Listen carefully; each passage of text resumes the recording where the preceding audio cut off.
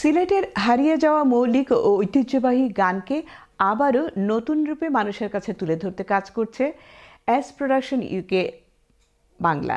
এ উপলক্ষে একটি ধামাইল গানের রিলিজ উপলক্ষে মহরত অনুষ্ঠিত হয়েছে শনিবার বার্মিংহামে। বিস্তারিত জানাচ্ছেন আমাদের সহকর্মী মোহাম্মদ আতিকুর রহমান। সিলেট অঞ্চলের সাংস্কৃতিক ভান্ডার অত্যন্ত সমৃদ্ধ, আর এর বড় অংশ জুড়েই রয়েছে ধামাইল গান। কিন্তু কালের পরিক্রমায় সেই ঐতিহ্যবাহী গানগুলো হারিয়ে যাচ্ছে। তাই এখনই সময় সেই পুরনো গানগুলোকে সংরক্ষণ করে বাংলা গানের ইতিহাস আরো সমৃদ্ধ করা।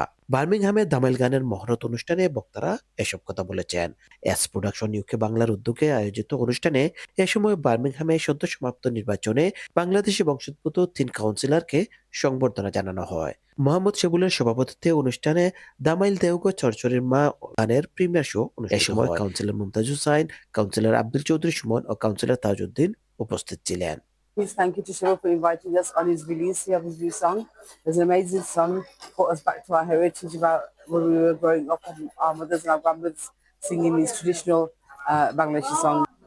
শেবুল অফিসিয়ালের পক্ষ থেকে শেবুল ভাই আজকে যে একটা গান রিলিজ করার লাগে যে মহরত অনুষ্ঠান করছেন, আমি লজেসের কাউন্সিলর হিসাবে আমি এখানে যোগদান করি, খুশি হয়েছি। Mohammad Atikur Rahman, channel S news, Birmingham.